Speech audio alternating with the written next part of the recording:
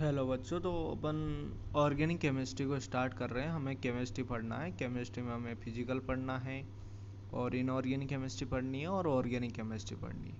जो सबसे टफ जिससे बच्चे डरते हैं वो हमारी ऑर्गेनिक केमिस्ट्री होती है। तो हमने सोचा कि हम ऑर्गेनिक केमिस्ट्री को स्टार्ट करते हैं। तो हम ऑर्गेनिक केमिस्ट्री पढ़ेंगे और ऑर्गेनिक केमिस्ट्री को क्या मैं पूरी केमिस्ट्री को बहुत ही आसान बना दूंगा। ठीक है। ऑर्गेनिक केमिस्ट्री हम कहानियाँ सुनेंगे, बहुत मज़े करेंगे। आप ऑर्गेनिक केमिस्ट्री पढ़ के देखो, एक बार मज़ा आ जाए। पहले अपन बेसिक स्टार्ट करेंगे। शायद आपको लग सकता है बोर हो जाए आप, लेकिन क्या होता है बेसिक पता तो होना चाहिए ना आपको कि कहानी में राजा कौन है, रानी कौन है, उसका पता होना चाहिए। ठीक है। तो हम बहुत ही आसानी से ऑर्गेनिक केमिस्ट्री को इतना आसान बना देंगे कि अभी तक आपने सोचा नहीं कि सर इतनी ऑर्गेनिक केमिस्ट्री तो हमने बहुत टफ सुनी थी। ठीक है। तो ऑर्गेनिक केमिस्ट्री को हम बहुत आसान कर देंगे। ओके। तो सबसे पहले ऑर्गेनिक केमिस्ट्री का मतलब पता होना चाहिए। ठीक है। ऑर्गेनिक केमिस्ट्री तो पढ़ रहे हैं लेकिन उसका मतलब पता नहीं है, तो ऑर्गेनिक केमिस्ट्री का पढ़ने का कोई मतलब नहीं है। तो कार्बनिक रसायन, ऑर्गेनिक केमिस्ट्री को बोलते हैं हिंदी में कार्बनिक रसायन। कार्बनिक रसायन क्या होती है भैया? तो रसायन विज्ञान की वह शाखा जिसमें कार्बनिक यौगिकों का अध्ययन किया जाता है, तो उसको बोलते हैं हम कार्बनिक रसायन। अब ठीक है सर, आपने परिभाषा बता दी। सर बताओ कार्बनिक यौगिक होता क्या है? तो कार्बनिक यौगिक हाइड्रोकार्बन और उनके व्युत्पन्न, उनको हम बोलते हैं कार्बनिक यौगिक। आप कहोगे सर ठीक है, आपने कार्बनिक यौगिक को बता दिया, अब बताओ हाइड्रोकार्बन क्या होता है? देखो नाम से क्लियर है, हाइड्रोकार्बन। तो बता हाइड्रोकार्बन, तो इसमें क्या होना चाहिए बेटा? तो इसमें हाइड्रोकार्बन हाइड्रोकार्बन है, तो इसमें हाइड्रोजन और कार्बन, अगर ऐसा कोई यौगिक है जिसमें हाइड्रोजन और आपको कार्बन दिख रहा है तो समझ जाओ कि वो क्या है? हाइड्रोकार्बन।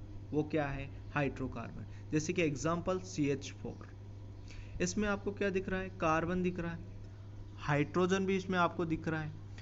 इसमें कार्बन भी दिख रहा है, हाइड्रोजन भी दिख रहा है, मतलब ये हो जाएगा हाइड्रोकार्बन।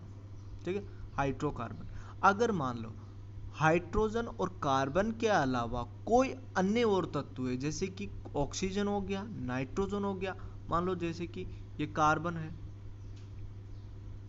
ये कार्बन है, ये हाइड्रोजन है, तो ये तो हो गया हाइड्रोकार्बन। इसके अलावा कोई अगर अन्य तत्व, कोई तीसरा तत्व आ जाए जैसे कि ऑक्सीजन, तो ये क्या हो जाएगा? हाइड्रोकार्बन व्युत्पन्न, हाइड्रोकार्बन डेरिवेटिव। ओके। तो समझ में आ गया हाइड्रोकार्बन क्या होते हैं और उनके व्युत्पन्न क्या होते हैं? हाइड्रोजन और कार्बन, हाइड्रोकार्बन। हाइड्रोजन कार्बन के अलावा कोई अलग तत्व, जैसे आपने ऑक्सीजन दिख गया, आपको नाइट्रोजन दिख गया, आपको कोई सा भी अलग तत्व दिख गया, तो समझ जाओ वो हाइड्रोकार्बन डेरिवेटिव है। तो समझ में आ गया। मैंने हाइड्रोकार्बन के एग्जाम्पल बता दिया। हाइड्रोकार्बन व्युत्पन्न का एग्जाम्पल मैं बता रहा हूँ, CH3OH, इसको बोलते हैं मेथेनॉल। अभी मेथेनॉल क्या होता है ये हम आगे पढ़ेंगे। ओके। यस। तो इसका एग्जाम्पल बता दें मैंने, मेथेनॉल। ओके। तो इसकी परिभाषा देख लो। हाइड्रोकार्बन ऐसे ही होगी जिनमें कार्बन और हाइड्रोजन दोनों उपस्थित होते हैं, उसको अपन बोलते हैं हाइड्रोकार्बन। ये मैंने एग्जाम्पल बता दिया आपको। ठीक है। हाइड्रोकार्बन व्युत्पन्न होगी जिसमें कार्बन और हाइड्रोजन के अलावा कोई तीसरा तत्व उपस्थित हो, तो उसे हाइड्रोकार्बन व्युत्पन्न हम बोलते हैं। इसका एग्जाम्पल बताया नहीं बताया? मैंने बता दिया। ओके। इसका एग्जाम्पल मैंने बता दिया। ये बता दे CH3OH, तो बताओ इसमें क्या कार्बन है, क्या हाइड्रोजन है, क्या ऑक्सीजन भी है? ओ ये तो हाइड्रोकार्बन व्युत्पन्न है। बोले तो एग्जाम्पल मेथेनॉल। तो प्रयोगशाला में जो संश्लेषित प्रथम कार्बन यौगिक था वो कौन था? यूरिया। कौन था? यूरिया। कौन से साइंटिस्ट ने इसको खोजा? ओलर ने। कब खोजा? 1828 में। बस ऐसे याद रख लेना, नॉर्मल कोई पूछ ले तो। इसको किससे बनाया? तो इन्होंने अमोनियम साइनेट। अमोनियम साइनेट बोले तो NH4CNO, ये होता है अमोनियम साइनेट। इसको याद रख लेना, बस आगे हम पढ़ेंगे। ये एक इनऑर्गेनिक कंपाउंड होता है, अकार्बनिक यौगिक होता है। इससे उन्होंने कार्बनिक यौगिक का निर्माण किया, यूरिया। तो प्रथम कार्बनिक यौगिक कौन था? यूरिया। तो प्रथम कार्बनिक यौगिक था हमारा यूरिया। ठीक है। यूरिया ध्यान रखना। तो प्रथम कार्बनिक यौगिक कौन था? यूरिया। कौन था? यूरिया। किसने खोजा? वॉलर ने। कब खोजा? 1828 में। याद रहेगा। यस। आगे पढ़ते हैं। भैया कार्बन जो होता है ना, कार्बन की विशेषता पढ़ते हैं। हम क्या पढ़ रहे हैं? Organic chemistry. ऑर्गेनिक केमिस्ट्री बोलो तो कार्बनिक रसायन, नाम से क्लियर है, कार्बनिक रसायन मतलब इसमें कार्बन का बहुत बड़ा रोल है। हमें कार्बन के बारे में पता नहीं है तो क्या हम ऑर्गेनिक केमिस्ट्री समझ पाएंगे? नहीं। तो कार्बन के बारे में हमें पता होनी चाहिए। तो कार्बन परमाणु की विशेषता हम समझे। कार्बन को हमें आगे जाके केमिस्ट्री में बोलेंगे ऑर्गेनिक केमिस्ट्री का बादशाह, मतलब ये ऑर्गेनिक केमिस्ट्री का क्या है? राजा, बादशाह। तो ये ऑर्गेनिक केमिस्ट्री का क्या है? बादशाह। हम देखो आगे ऑर्गेनिक केमिस्ट्री को कहानियों से पढ़ेंगे, ठीक है ना, कहानियाँ सीखेंगे राजा महाराजे। लेकिन उसके अभी क्या हम बेसिक पढ़ रहे हैं, तो बेसिक में तो आपको पता होना चाहिए ना कि राजा कौन है। अब मैं पढ़ा दूँ डायरेक्ट राजा कौन है तो वो आपको समझ में नहीं आएगी। क्यों? आपको पता होना चाहिए। अब आपको कार्बन, जो आज क्लास अटेंड कर रहा है उसको पता होगा कि सर आगे आगे जाके मैं इसको कार्बन नहीं बोलूँगा, कार्बन का बादशाह, मतलब ऑर्गेनिक केमिस्ट्री का बादशाह। तो ऑर्गेनिक केमिस्ट्री का बादशाह कौन है? कार्बन। कौन है? कार्बन। तो ऑर्गेनिक केमिस्ट्री का बादशाह कौन है? कार्बन। तो कार्बन की विशेषता, तो इसके बारे में बादशाह है तो भैया इसके बारे में पता होना चाहिए अपन को, थोड़ी बहुत विशेषता तो पता होनी चाहिए कम से कम, तो हमारी ऑर्गेनिक केमिस्ट्री को स्टार्ट तो कर सकें। तो भैया ये 4 बॉन्ड बना सकता है, 4 बॉन्ड से ज़्यादा नहीं। 4 बॉन्ड बना सकता है, 4 बॉन्ड से ज़्यादा नहीं बना सकता। कार्बन 4 बॉन्ड से ज़्यादा नहीं बना, अगर बना रहा है तो वो गलत है।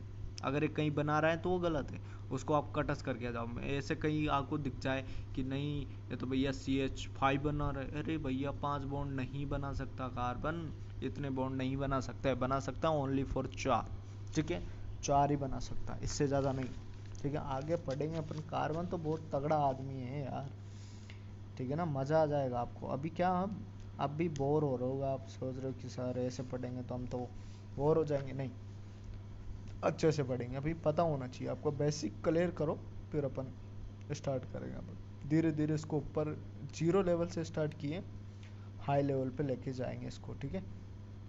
ओके, तो ये कार्बन चतुसंयोजी होता है, ये तो समझ में है कि कार्बन 4 बॉन्ड से ज़्यादा नहीं बना सकता। दूसरी बात, ये दुनिया में जितने भी बॉन्ड है, सिंगल बॉन्ड हो गया, सिंगल बॉन्ड हो गया, डबल बॉन्ड हो गया, ट्रिपल बॉन्ड हो गया, सारे बॉन्ड बना सकता है। चाहे सिंगल बॉन्ड हो, चाहे डबल बॉन्ड हो, चाहे ट्रिपल बॉन्ड हो, सारे बॉन्ड ये बना सकता है।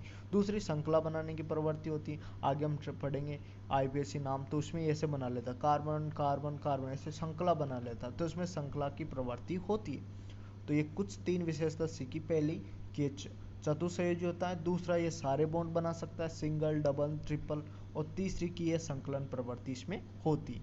तो ये 3 विशेषता हमने इसके बारे में सीख ली। ओके, जैसे कि single bond, double bond, triple bond.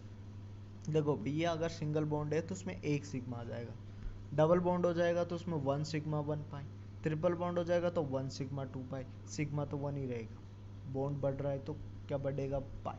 Okay, clear. आगे चलते हैं। इसके ये कुछ संरचना वर्चन देखो। अगर मान low carbon single bond single bond single, इसमें सिग्मा बताओ 4, पाई 0, संकरण क्या आ जाएगा इसका? sp3, क्या आ जाएगा? sp3, तो इसका संकरण आ जाएगा sp3। ज्यामिति चतुष्फल के 109 डिग्री 28 मिनट इसका बॉन्ड एंगल हो जाएगा, ठीक है ना। और अगर मान low carbon double bond carbon, तो इसमें सिग्मा कितना?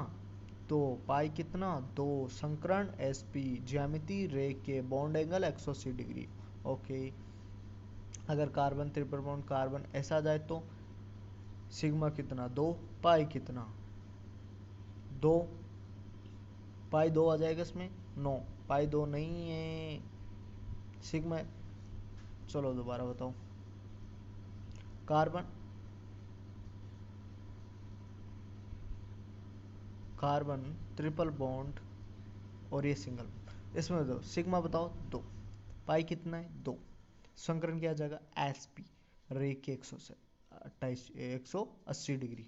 ओके, उसके बाद में हम पढ़ेंगे, मतलब ये हो गया, एक लास्ट वाला और बच रहा है, carbon double bond single bond single. Sigma बताओ 1 2 3, सिग्मा 3, पाई 1, तो संकरण sp2, ज्यामिति त्रिकोणीय समतले, bond angle 120 degree. Okay okay,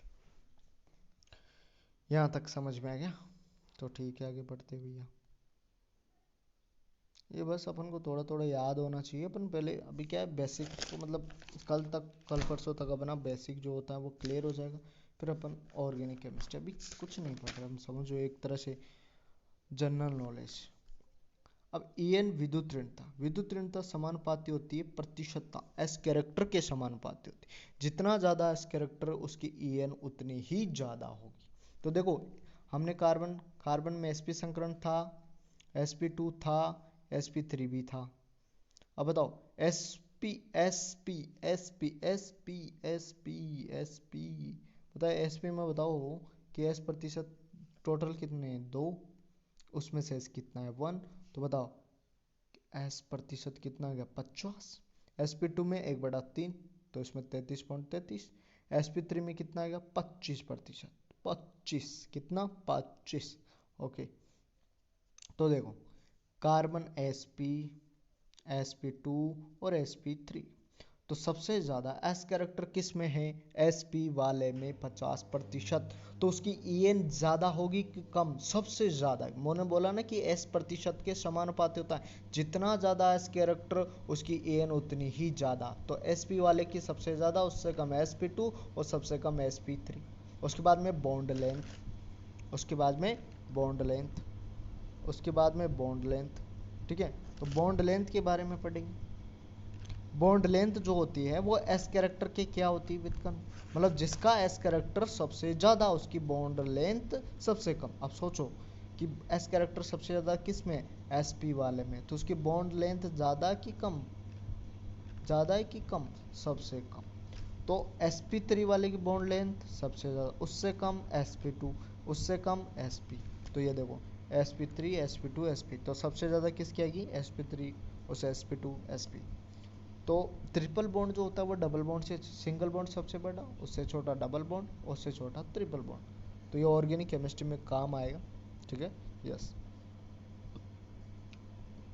ये मैंने यहाँ पर ये भी लिख रखा है 1.54 एंगस्ट्रॉन्ग सिंगल बॉन्ड की होती है, और 1.34 ये डबल बॉन्ड, और 1.10 एंगस्ट्रॉन्ग ये ट्रिपल बॉन्ड होता है। ठीक है, बॉन्ड एनर्जी जो बॉन्ड लेंथ के व्युत्क्रमानुपाती, या बोले तो एस कैरेक्टर के समानुपाती, मतलब जो हमारा बॉन्ड लेंथ का जो ऑर्डर आया था उसका क्या कर देंगे हम उल्टा, तो क्या आ जाएगा हमारे पास बॉन्ड एनर्जी। ठीक है, तो यहाँ तक हमने थोड़ा सा बेसिस कार्बन के बारे में हमने जानकारी ली है। आगे बहुत आसानी, अभी बोर हो रहे होगे तो कोई दिक्कत नहीं है, अभी 1-2 दिन बोर होगे कोई दिक्कत नहीं है। आगे हम आपको पता होना चाहिए कि कार्बन क्या है क्या नहीं है, इसके बारे में पता चल जाएगा। वैसे अपन बहुत अच्छी तरह से ऑर्गेनिक केमिस्ट्री को स्टार्ट करेंगे और आपको बहुत ही आसानी तरीके से ऑर्गेनिक केमिस्ट्री समझ में आएगी। ठीक है, तो बस रेगुलर आते जाओ, कुछ करना नहीं है, बस क्लास अटेंड करनी है और थोड़ा बहुत पढ़ना है। ठीक है, तो आगे हम डिस्कस करेंगे इसके बारे में और कि क्या पढ़ना है ना। ठीक है, तो बेसिक्स पूरे क्लियर करेंगे अच्छे से, और उसके बाद में ऑर्गेनिक केमिस्ट्री को कहानियों से पढ़ेंगे कि राजा कौन है, रानी कौन है। ठीक है, ओके, तो ठीक है यहाँ तक क्लियर। ओके, समझ में नहीं आया तो डाउट भी पूछ सकते हो। Okay okay.